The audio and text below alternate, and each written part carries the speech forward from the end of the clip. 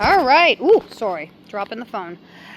Angela here with Bobby and Toast at Riptide Canine. This is an off-leash video of Toast. He has been here for his 2.5 weeks and was doing so well, we started overlaying the remote training collar into the program with him. It didn't give him any stress, and it didn't confuse him at all. Very rarely we can do this, but we've accomplished that in a very short period of time because he is just a good boy. A little stubborn sometimes, but we think he might have like some sort of hound dog in him, so that would make sense. As you can see, he is heeling with Bobby on her left-hand side. He's lagging a little bit, but it's hot, and we did just get the on-leash video. This is a lot for a dog to do. Obedience is very mentally tiring, more than physical activity on them. So when you are heeling, you do a pat-pat on your left side, and the dog is to walk with you. They will be a little bit looser than on leash. Oh, he's dropping into it down. That's okay. So sit means sit, same thing. It's hot, so, you know, she could have left him, but we're going to show you that he can do a sit-stay. You are no longer limited to the length of the leash. Sit means sit. You don't need to say stay. Again, we don't want to go behind the animal, and you need to keep them in sight, but you have more leeway. If he was to go into a down, she could correct him with the remote training collar and walk forward. He did just stop and take a little peek at Tegan behind me. She's still in the room. He's a good boy. We don't think anything's, you know, going to happen, so we've allowed her to stay while we do this video. Again, heeling nicely on Bobby's left-hand side, executing turns. I was like, that's a cookie? No. He's got a lot of things happening on his neck. He's got all his collars on, so sometimes they end to scratch a little bit, and he's going to snag a cookie on the floor. So flat hand, palm to the ground, signaling a down. He is to drop into that down. As you can see, he's flopped onto his side. He's quite comfortable there. Not sniffing, not like eyes wandering. No fear that he's gonna break. Again, heel forward.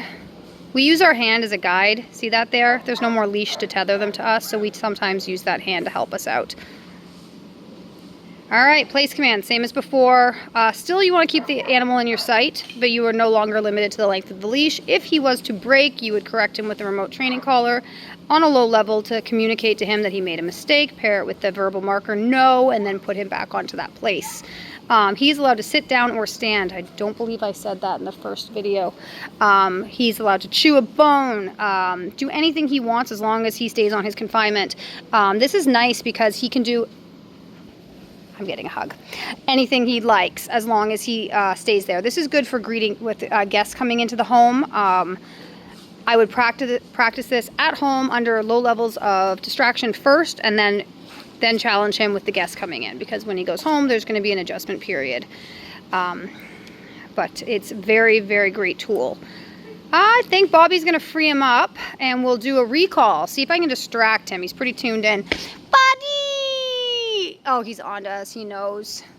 My daughter is... There we go. Oh! He was like, I need that cookie first. There we go. Sometimes the stimulation on the remote training collar, I don't want to say it hurts them. Like if you have it on very high, it can hurt them. But most of the time, it just kind of makes them jump because it's a stimulus that it's not natural to them. Where the prong collar gives more of a natural stimulus with the squeezing motion that they would know from the litter mates or other dogs correcting them. So we've had to pair this positively. So he gets a stimulus into food for communication to get him to realize what we want him to do. He's going to scratch. Stop, please, Tegan. My daughter is flailing a hula hoop around in circles. Oh, here we go. He's scoring all the cookies. Yeah, he's cleaning up the floor. There we go. So once he gets, if he wanders away more than 3 feet, it's no longer toast heel, it's toast come. So that's why it turned into come once he was snooting there. But anyways, he's exhausted, done very well. Enjoy me rambling here. Jeff's out of town. He's in the UK. So you got me with the video. Toast has done great. So Bobby's going to do your lesson tomorrow. And we can't wait to go over everything with you. That's why I tried to give as much information as possible in the videos to help, you know, speed the process along tomorrow, because it's going to be a lot for Toast with the heat. Doing 2 lessons, the on-leash and off-leash together. Hopefully he'll be a good boy and doesn't forget it all the moment he sees you. and the brains fly out of the head. Anyways, we will see you then.